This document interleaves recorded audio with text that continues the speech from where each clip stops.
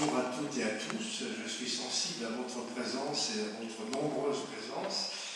Et bien que je n'ai plus de fonction ni élective ni ministérielle, j'ai gardé le souci d'être militant, progressiste dans ce monde que j'ai bien connu et que j'aime toujours, qui est le monde du travail dans toutes ses composantes.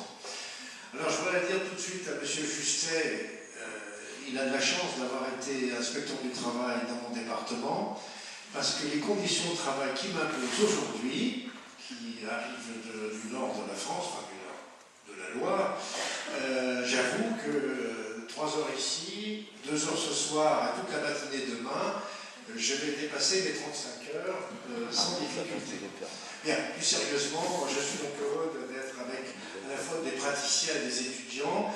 Je m'occupe aussi d'enseignement supérieur, type bénévole dans d'autres lieux, et je suis toujours très sensible de rencontrer les gens, alors soit qui sont en cours de formation et pour lesquels j'essaye d'apporter un témoignage, et puis ceux qui professionnellement sont déjà dans la vie active ou l'ont été, d'être là aussi parce que je retrouve des visages, parfois des complicités, des soutiens. Et pour moi, c'est quelque chose d'important. Alors, je veux essayer de répondre à vos interrogations, qui sont des interrogations lourdes. Simplement, permettez-moi de 2 ou 3 choses. D'abord, sur le plan de la biographie, vous avez pu voir qu'en 30 ans, je n'ai pas couru après les médias. Certains ne peuvent pas vivre sans une caméra de télévision chaque semaine. Ça n'est pas mon style. Moi, je préfère être auprès des gens, et les écouter et échanger avec eux. Je suis né dans une famille très modeste, dans le nord du Rhône, et j'ai fait des études littéraires. J'expliquais tout à l'heure, j'ai même fait une licence de latin. J'étais maître moderne, une licence de latin par goût. Et j'ai été professeur dans les lycées à Rouen pendant 15 ans. Et je me suis engagé, après l'Union de la gauche, je me suis engagé dans le Parti socialiste, dans lequel j'étais militant de base, jusqu'à ce qu'on me demande. J'ai cette petite fierté que je n'ai pas demandé, mais qu'on est venu me demander. D'être candidat aux élections cantonales de Rouen en 1976, contre Alain Ternois, dont le père avait été ministre du général de Gaulle, qui était député. Et donc, il se trouve que j'ai été élu en 1976 conseiller général pour les plus anciens, avec comme collègue aîné, le plus ancien, c'était Antoine Pinet. Ça peut vous donner une idée de la distance dans le temps. Et des différences de sensibilité aussi. Ensuite, en 1977, j'étais le seul élu de gauche de l'agglomération de Rouen, ville ouvrière, et donc on m'a demandé d'être candidat, et nous avons gagné la mairie face à un candidat centriste, un sortant centriste. Et en 1978, élection législative, il n'y avait pas de débat sur le cumul des mandats à ce moment-là, il fallait gagner, et donc j'ai été élu député. Et en 1981, donc, j'ai participé à la campagne de François Mitterrand au titre, dans tout un autre domaine, du logement. Et comme vous vous rappelez, je rappelle dans mon bouquin, un bouquin d'entretien, dédié à tous les militants syndicaux ou autres que j'ai pu rencontrer. La campagne étant finie, je suis parti dans ma ville jumelle espagnole, qui s'appelle Guadalajara. Il y en a un autre au Mexique qui est plus important, mais la gauche venait de gagner en Espagne, et donc j'étais là-bas, et c'est là-bas qu'on m'a téléphoné.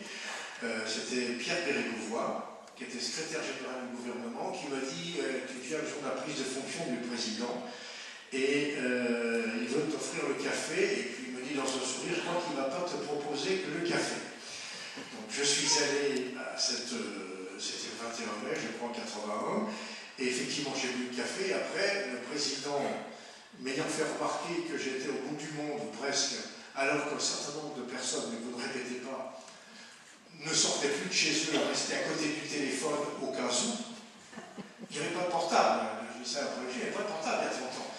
Et donc il m'a dit, bon, écoutez, au moins vous ne pourrez pas après les mandats, et donc je lui ai dit, j'ai fait mon travail, et là il m'a dit, j'ai pensé à vous pour le gouvernement, moi j'avais 38 ans, et je pensais au secrétariat d'État au logement, puisque j'avais fait la campagne avec lui, et il m'a dit, j'ai pensé à vous pour le ministère du Travail.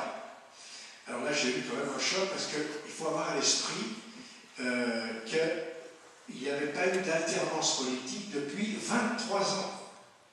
C'est-à-dire une génération de gouvernement conservateur. Et puis, j'ai dit, écoutez, Président, beaucoup d'honneur, il y avait eu le programme commun, il y avait eu l'Union de la gauche, il y avait les 110 propositions de Mitterrand. Je lui ai dit, vous savez, Président, moi je ne suis pas juriste. Et là, il y a eu cette réponse singulière, je ne veux pas un juriste, je veux quelqu'un du terrain. Il m'a dit, vous êtes maire d'une ville ouvrière, mais le textile, notamment pour les femmes, la mécanique pour les hommes, notamment les arsenaux fabriquaient le char Leclerc, enfin d'autres chars avant, mais c'était des métiers masculins, la dominante masculine. Vous connaissez vos partenaires sociaux, vous connaissez les aspirations du monde du travail, vous trouverez des juristes, et c'est vous qui sentez les choses. Là, j'ai fait cette réponse un peu singulière, j'avais 38 ans.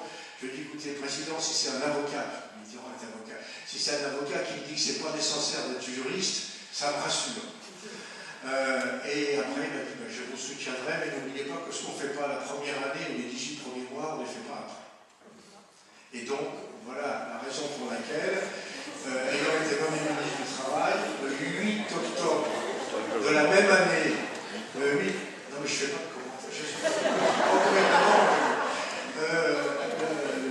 Salut, soyons honnêtes, mon dernier texte, c'est quand même le 23 décembre 82, donc j'ai mis 18 mois.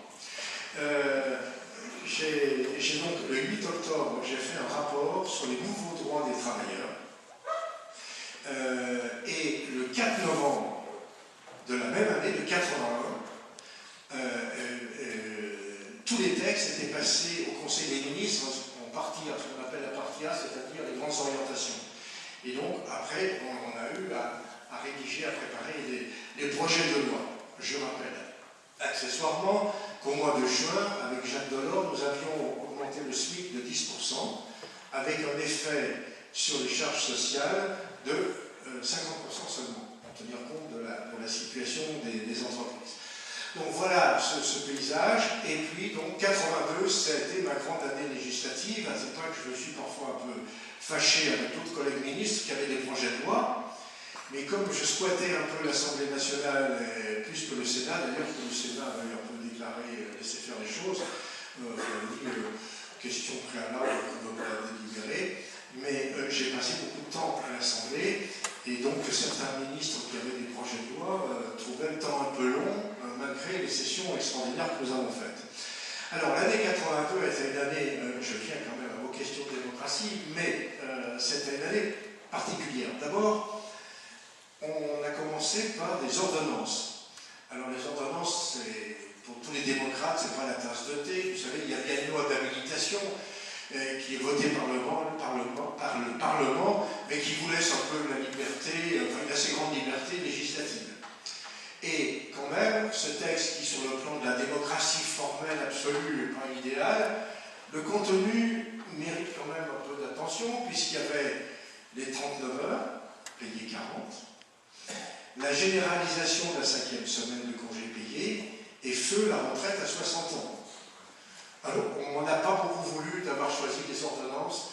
Après, et quand je voyage à travers la France et que je retrouve des gens qui ont pris leur retraite en 82, moi ça fait 30 ans quand même que nous avons pu bénéficier de cette disposition. Voilà donc comment les choses se sont engagées. Et après, il y a eu les 4 lois. Alors, la première, la loi du 4 août, pas la nuit du 4 août, mais le matin, mais j'avoue qu'on l'a fait exprès. Vous vous rappelez, c'était il y a quelques années précédemment, le 4 août, c'était l'abolition des privilèges, là c'était autre chose, ça a été principalement, pas seulement, mais le droit d'expression. Comme je dis toujours, l'entreprise, ça ne doit pas être au lieu du bruit des machines et du silence des hommes. D'ailleurs, ce que Le Goff a repris dans son bouquin du silence à la parole. Et donc, c'était accessoirement quand même, parce que c'est intéressant, c'est la création du droit disciplinaire avec le règlement intérieur, qui avant était un document unilatéral et qui après a été un document qui a été visé par l'inspection du travail. Et voilà, je me rappelle des collègues socialistes ou réalité, tu crées un droit disciplinaire, mais c'est un droit à discipline, ça va pas ensemble. En fait, quand on y va, parce qu'il y avait des, si vous faites des études, j'allais dire archéologiques ou historiques en tout cas, il y avait des règlements intérieurs dans certaines entreprises, il faut les relire pour y croire. Pour y croire. Sur la place des hommes, des femmes, pas le droit de faire ceci, pas le droit de faire cela, c'était quand même assez régulier. Donc on a fait de l'or, on mis de l'ordre là-dedans. Ensuite, il y a eu sur les institutions représentatives, la négociation, donc pour aller vite, je ne vais pas faire le cours à la place de vos profs, on a commencé à délibérer après les ordonnances le 4 août, c'est le premier texte, et le 23 décembre, c'est les CHSCT, c'était le dernier texte.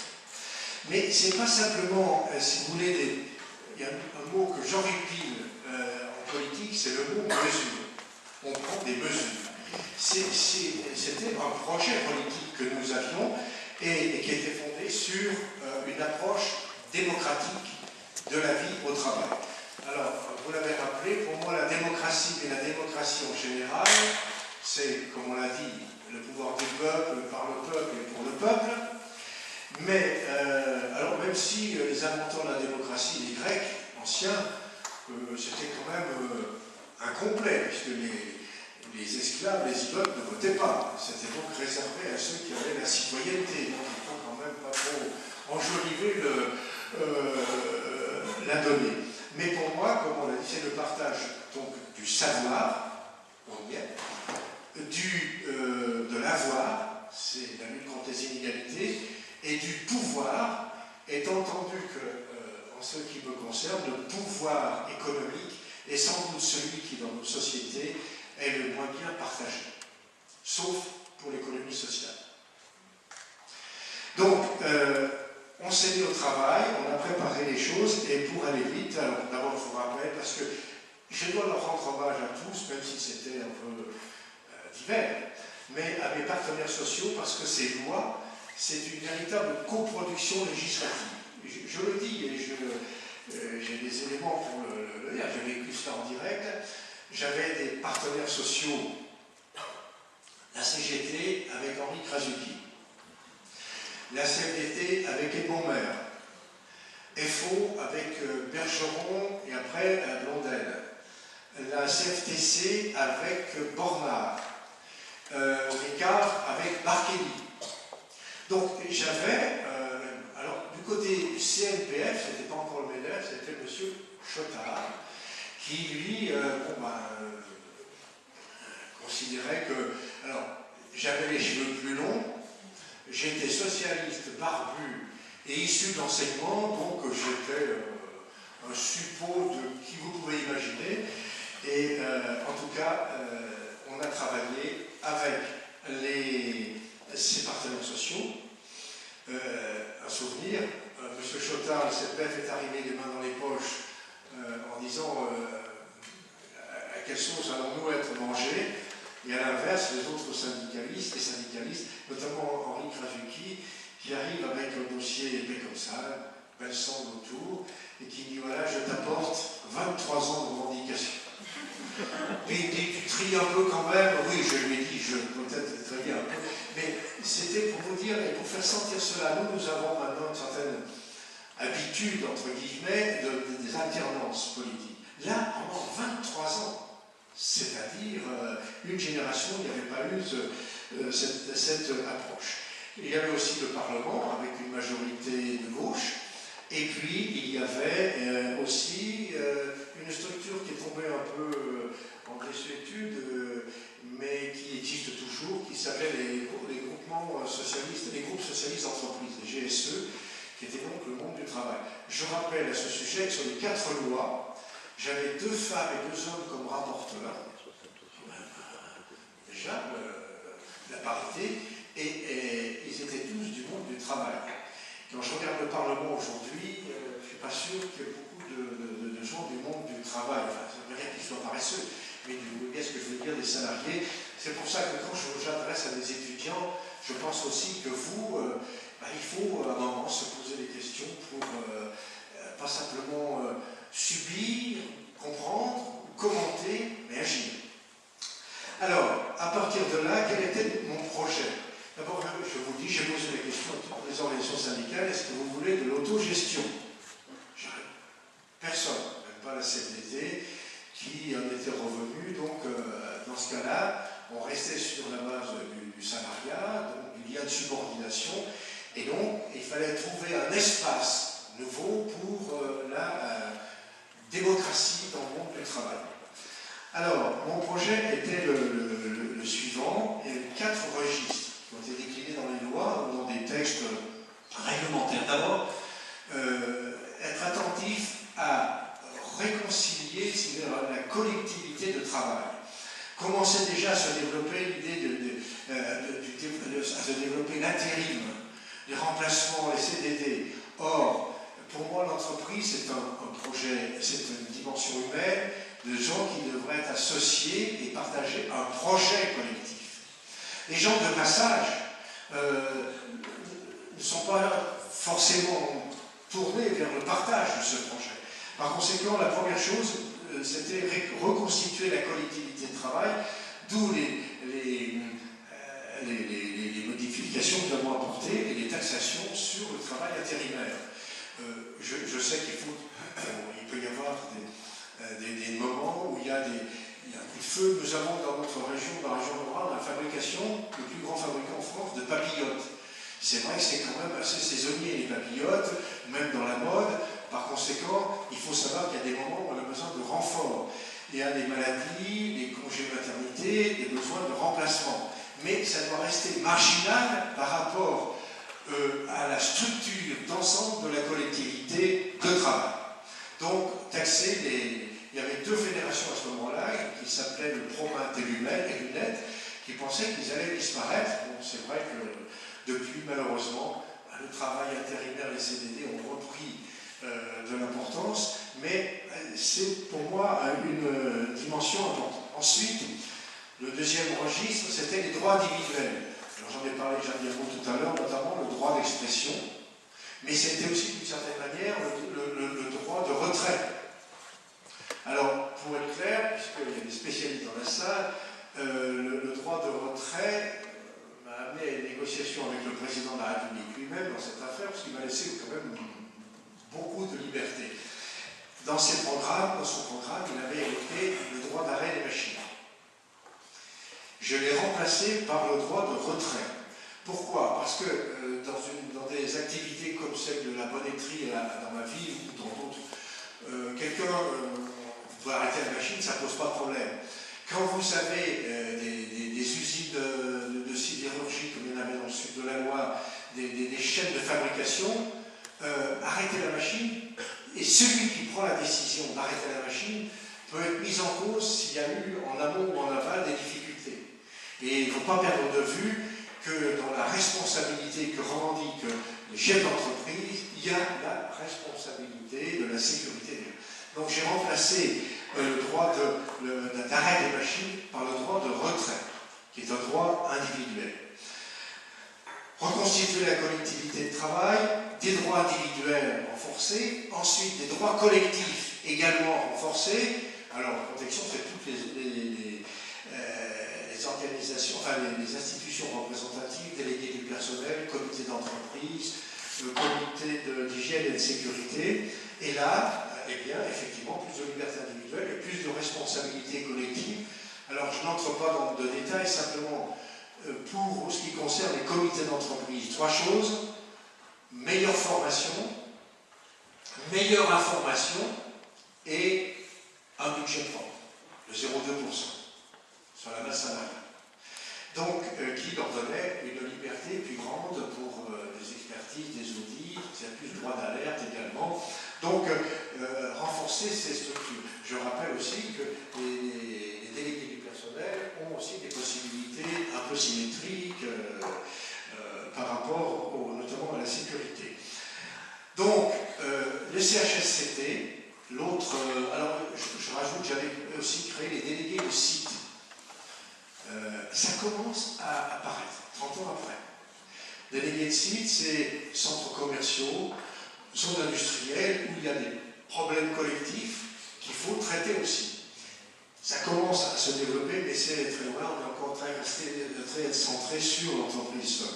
Et donc, trois collectifs, il y avait, alors CHSCT, pour moi, avant il y avait Comité d'hygiène et de sécurité, qui existait déjà depuis pas mal de temps, et puis pour les grandes entreprises, plus de 300 salariés, il y avait une commission des conditions de travail.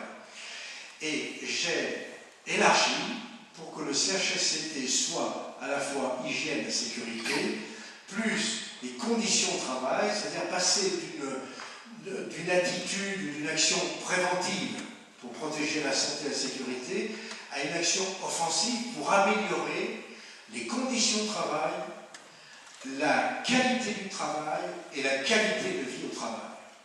Voilà, si vous voulez, c'était donc autre chose, une autre forme de démocratie pour faire en sorte que le travail, dans sa nature, dans son projet, soit traité aussi par les représentants des salariés.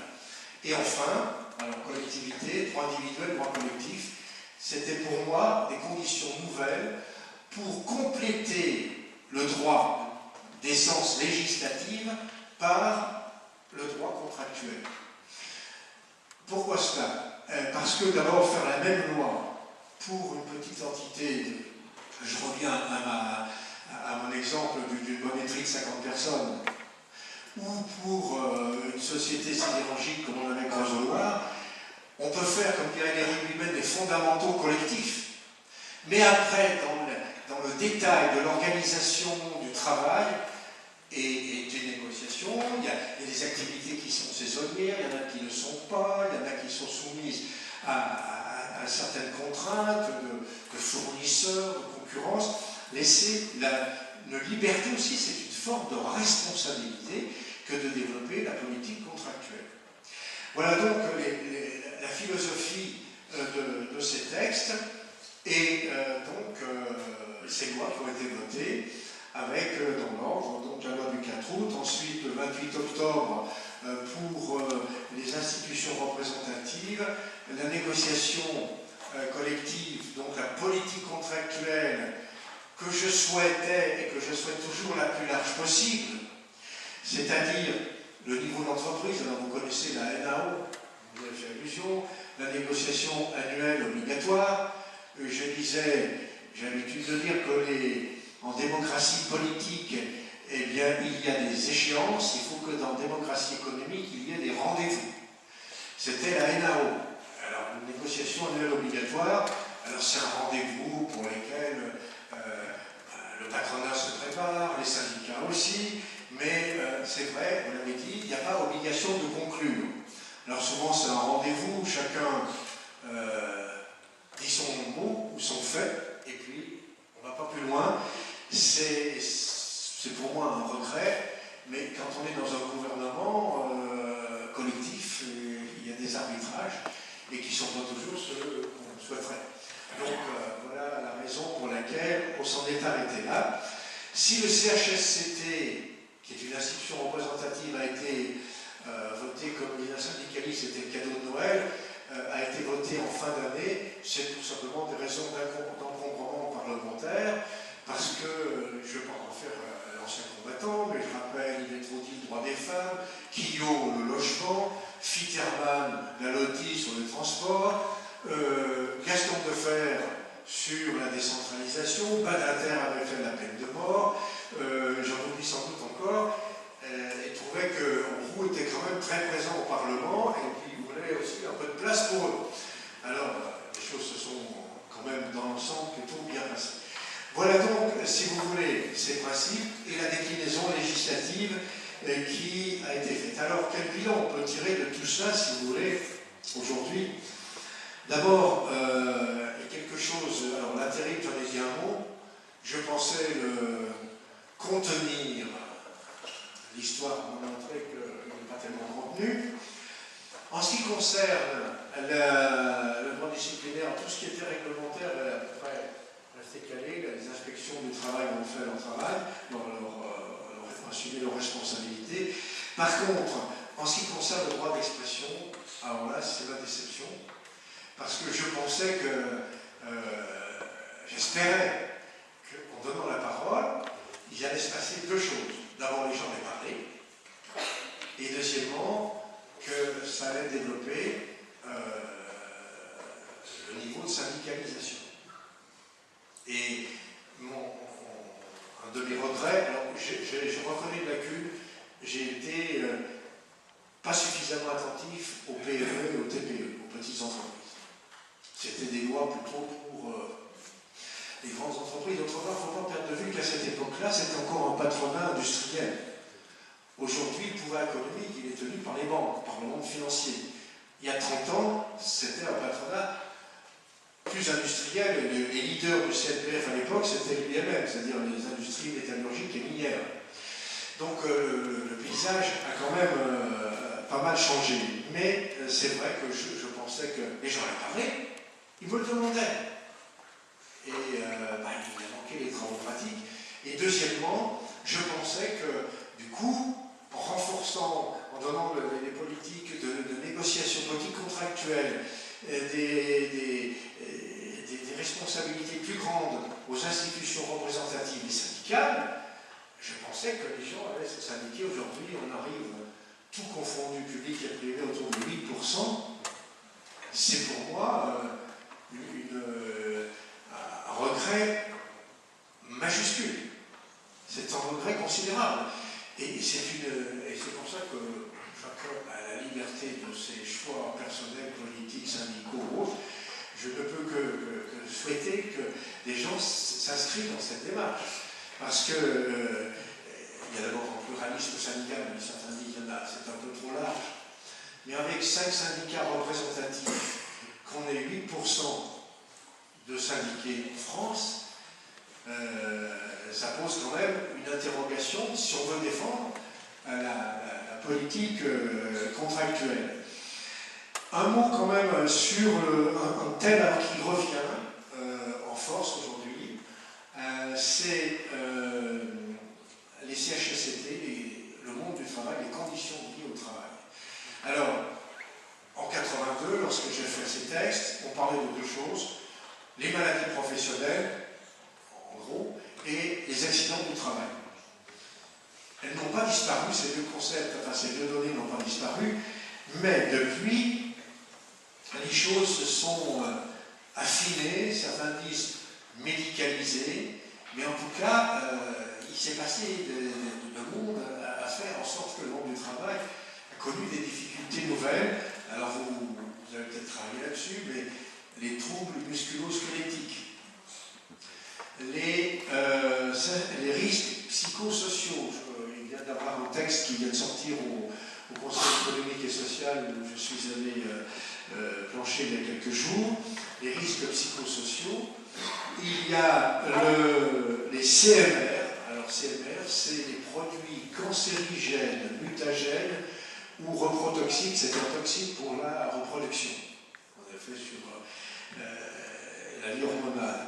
Vous avez les dépressions, vous avez l'épuisement professionnel, qui est très chic, puisqu'il faut parler d'anglais maintenant, on appelle les burn-out. Et puis, vous avez aussi les suicides. Les suicides. Et mon ami Michel Debout, qui a été député de la Loire en même temps que moi, travaille sur ce sujet, mais c'est vrai qu'on a des situations nouvelles. Alors, tout ça fait que j'en tire une première conclusion, et moi c'est ce que j'ai proposé au Conseil économique et social, c'est que puisque le droit d'expression de manière générale, attention, le droit d'expression direct et collectif, parce que la société a su individualiser, et c'est les tête-à-tête entre le DRH, entre parenthèses, je préférerais qu'on dise direction ou directeur des relations humaines, plutôt que des ressources humaines.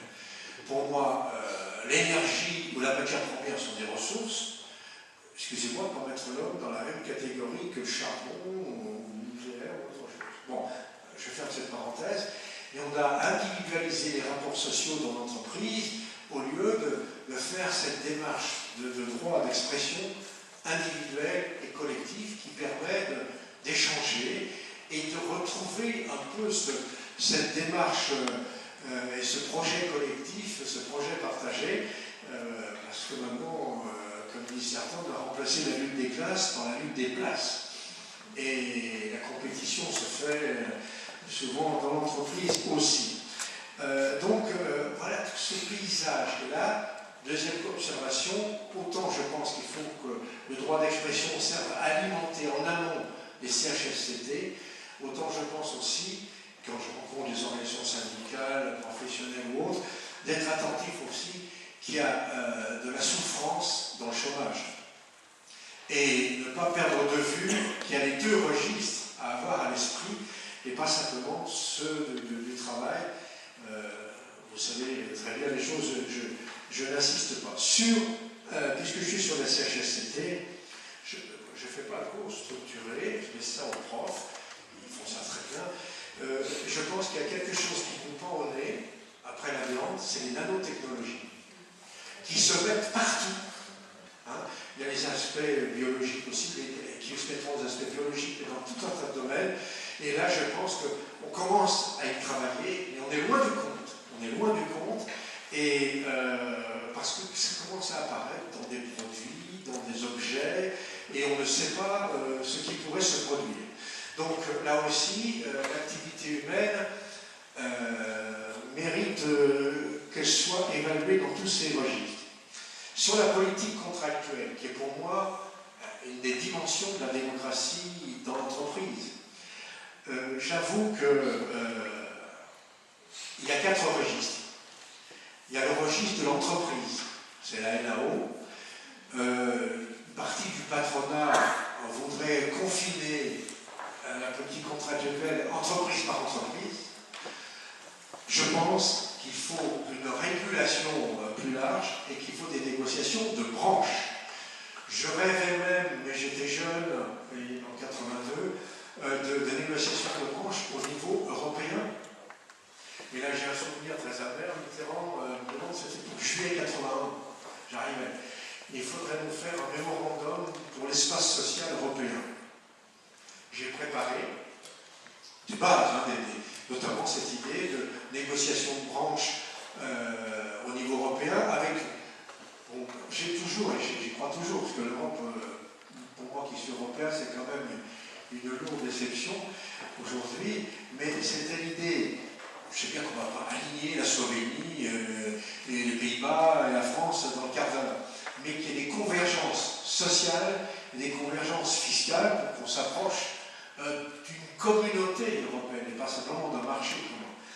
Et je fais donc cet espace social européen, ce mémorandum, ça a duré un quart d'heure. Je me suis fait jeter par toutes les délégations, les autres délégations. Donc je regarde une amertume qui n'est pas gommée après 30 ans. Et parce que je sens, malgré les efforts de la CES, la conférence européenne du syndicat, des gens qui sont tout à fait estimables, même du Parlement, on ne va pas dire que beaucoup de choses avancent. Le paradoxe, il y a peut-être des études à faire, il y a une thèse à faire. C'est de regarder pendant le gouvernement de droite, il y a eu quelques progrès sociaux qui ont été faits, c'est quand même un paradoxe, par la Cour européenne de justice, qui s'est alignée parfois sur la législation la plus favorable, qui avait contentieux entre deux pays. Je vous mets ça dans un coin de l'oreille, comme je m'occupe de thésards dans une autre université, j'essaye d'alimenter les idées que certains pourraient avoir, soit les directeurs de thèse, soit les thésards en donc, négociation, démocratie sociale et donc politique contractuelle dans l'entreprise. Ensuite, dans la branche, ou avant plutôt, puisque normalement, ça serait plutôt dans un sens hiérarchique, dans l'interprofessionnel, et puis la dimension européenne aussi, malheureusement, il faut reconnaître que ça n'est pas exactement ce qui se passe. Alors, je suis dans le clou, je crois qu'on a un échange après, donc je reste toujours attentif à cette démarche. Il m'apparaît 2 choses pour aller un petit peu plus loin, sans entrer dans le discours académique. D'abord, un point qui me frappe toujours, c'est qu'en France, il n'y a pas de statut de l'entreprise. Ce sont des accords commerciaux ou des accords salariaux, la subordination, mais l'entreprise en tant que telle, non. Alors il y a des gens qui travaillent, chez moi, ce n'est pas des universités ici. C'est une autre idée que je mets dans un coin de l'oreille. Et puis, l'autre chose aussi que je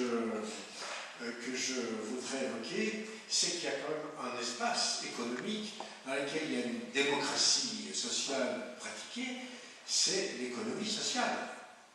Un homme, une voix. Alors, c'est les coopératives, c'est les mutuelles, et c'est les associations, et c'est les fondations. Même si je suis obligé de nuancer, parce que parfois ça peut être très formel, parfois également, je pense à des structures d'assurance, où la législation européenne a contraint les mutuelles à respecter, sous prétexte de concurrence loyale, à respecter les principes prudentiels. Moi, j'ai fait partie d'une mutuelle, je continue d'ailleurs, quand il y avait eu, je crois, la Rocco Cadiz, ou quelque chose comme ça, on avait, on a peut-être aussi qu'à en profiter, bravo, vous étiez trop jeune, mais une catastrophe pétrolière. On a pris une bonne secousse sur les cotisations parce que c'était la pratique de la solidarité. C'est-à-dire, vous êtes là, il y a une anomalie, il y a une dépense exceptionnelle, tout le monde met au pot. Maintenant, on a imposé les systèmes prudentiels alignés sur les assurances privées, si bien que la tentation peut être grande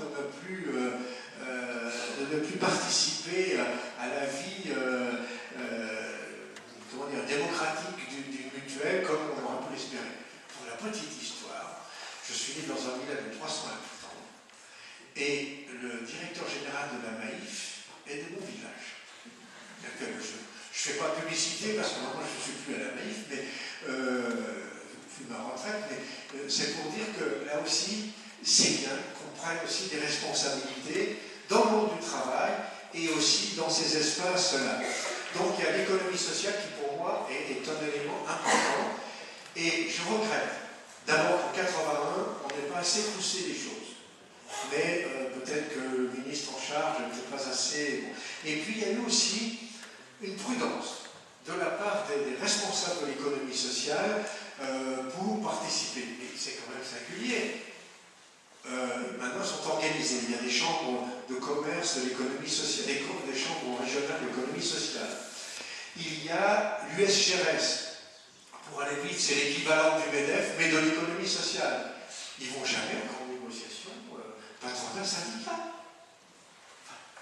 Alors que c'est quelque chose d'important. Donc, moi, je plaide pour le développement de l'économie sociale et je trouve que dans le débat politique, il y a le registre, je conteste le monde néolibéral, ultralibéral, financiarisé comme il est mondialisé aujourd'hui, mais il y a aussi la possibilité de prendre des responsabilités et d'organiser la vie économique autour d'un projet plutôt qu'autour du profit.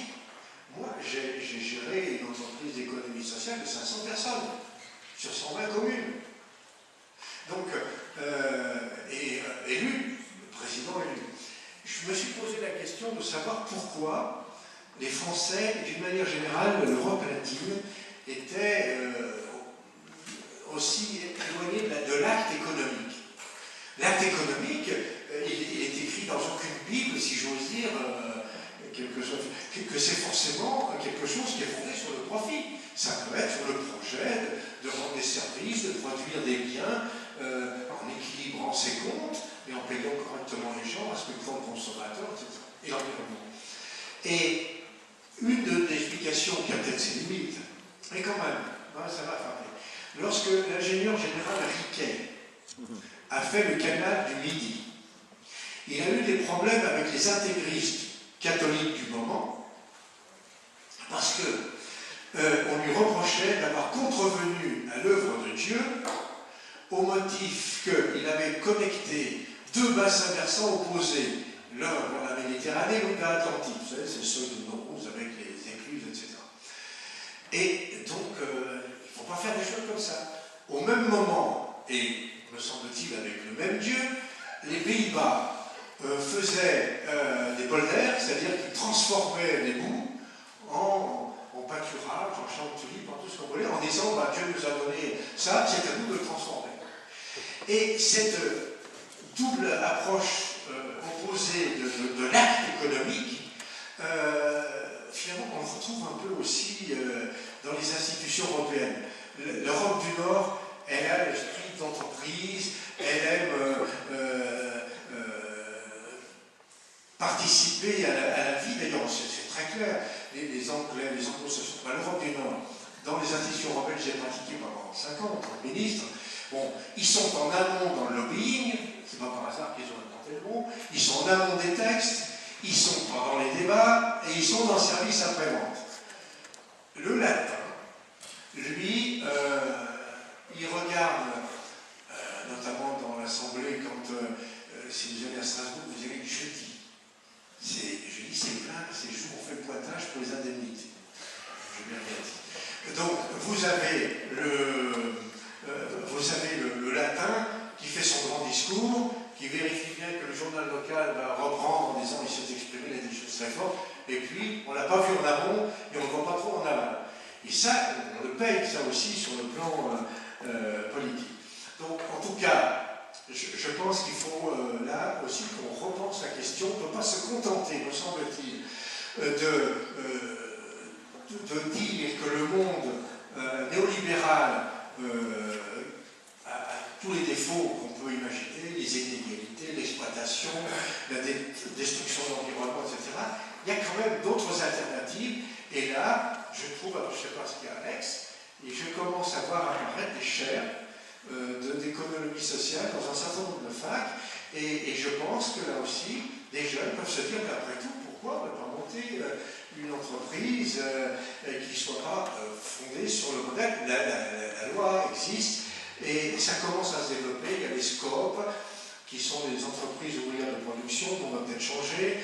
Il y a eu aussi quelque chose qui s'appelle les SIC, qui ont été créés par Jospin. C'est les sociétés collectives, coopératives d'intérêt collectif, qui permettent, et c'est nouveau, c'est des structures coopératives dans lesquelles les collectivités locales peuvent investir jusqu'à 20%.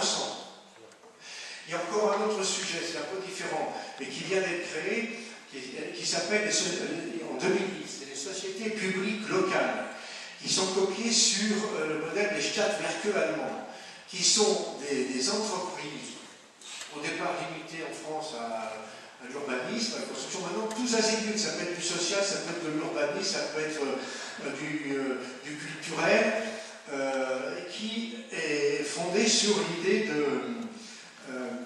ce sont des collectivités locales qui, dans le cadre de leur périmètre administratif, peuvent créer une société pour agir, pour faire de la culture, du social, de la construction, j'ose pas dire du sport, parce qu'on sera battu par le Qatar, mais simplement du financement, mais qui peuvent prendre les Allemands l'ont fait, et ça leur a pas desservi. Et donc, ce que j'observe, c'est que ça commence à apparaître. Il y en a 2 ou 3 qui sont créés, il y en a en Bretagne, etc., qui prennent en charge, alors ce sont les élus, c'est pas toujours idéal, mais qui prennent en charge ces dossiers. Et alors la particularité, c'est donc un capital qui est exclusivement public, le périmètre est celui des adhérents, des collectivités publiques adhérentes, mais c'est le code du travail. Et ce n'est pas la fonction publique territoriale. Donc, il y a des outils, il y a des objets, il y a des choses à travailler. Le dernier point que je voudrais évoquer, c'est un dispositif, enfin, un mouvement qui s'est créé de façon singulière, d'ailleurs aux États-Unis, qui est un pays plein de contradictions et de paradoxes, qui s'appelle la responsabilité sociale et environnementale des entreprises, la RSE. Pour la nomenclature, c'est ISO 26000. Vous savez, c'est les problèmes de normalisation. Vous avez en France AFNOR, alors j'y travaille à titre bénévole en président d'un groupe qui suit les dossiers des collectivités territoriales. Au niveau européen, c'est le CEN, et au niveau mondial, à Genève, c'est ISO. Et là, c'est parti aux États-Unis, c'était des épargnants qui souhaitaient que le capital qu'ils mettaient à disposition d'entreprises ne servent pas, ne débouchent pas, ne servent pas à investir dans des activités où on ne respectait pas le droit syndical, où on faisait travailler les enfants, où on détruisait l'environnement. Donc c'était, rappelez, des fonds éthiques si vous voulez. Et cela s'est développé, et maintenant il y a 94 pays qui ont signé ce texte, ils ont 26 000, même la Chine, mais les États-Unis ont oublié de signer, comme par hasard. Donc c'est un mouvement un peu citoyen qui fait, donc, qui s'appelle RSE, ISO 26 000, et les gens s'engagent à une pratique de démocratie sociale, enfin au moins respect du droit syndical, pas de travail des enfants, etc., sur le plan social et sur le plan environnemental. Ce qui est intéressant, c'est qu'ils demandent que chaque activité faite par ces entreprises, petites ou grandes, soit respectueuse de ce qu'ils appellent les parties prenantes. Ça peut être les salariés, ça peut être les consommateurs, ça peut être l'environnement, ça peut être le territoire, très important. Donc c'est une démarche qui a été confortée un peu par les deux Grenelle de l'environnement et qui en ce moment se développe un peu partout dans le monde avec ses lacunes. Alors ça n'est pas certifiable comme les autres normes. Donc ça repose quand même sur la bonne volonté. Et en matière d'environnement, il y a des grandes entreprises, y compris les noms du CAC 40, qui ont fait du greenwashing à tour de bras. C'est-à-dire que, mais plus vert que nous, ça n'existe pas. Mais c'est plus dans les discours que dans les faits. Néanmoins, je tiens à vous rendre attentif à cette démarche qui est très particulière. Elle n'est pas née des gouvernements. Elle n'est pas née elle est née des citoyens. Donc j'ai toujours une tendresse pour ceux qui parlent de l'expression citoyenne. Et donc, voilà. Ce que je voudrais dire aussi en ce moment, c'est, pour conclure, nous sommes, donc le bilan de mes textes, puisque vous m'avez invité, le bilan de mes textes, il est quand même assez partagé. Bon, ceux qui ont eu depuis 30 ans la retraite à 60 ans, là, ils ont une grande passion pour moi, et je peux comprendre. Ceux qui y aident, ça va être un peu différent. Mais par contre, c'est vrai qu'aujourd'hui, on est dans un monde qui est très instable. Il est instable économiquement, à la fois parce que vous voyez apparaître des nouveaux opérateurs dans le monde. Moi, quand j'ai rencontré, avant qu'elle soit élue, la présidente du Brésil, j'ai rencontré aussi d'autres pays, en Chine.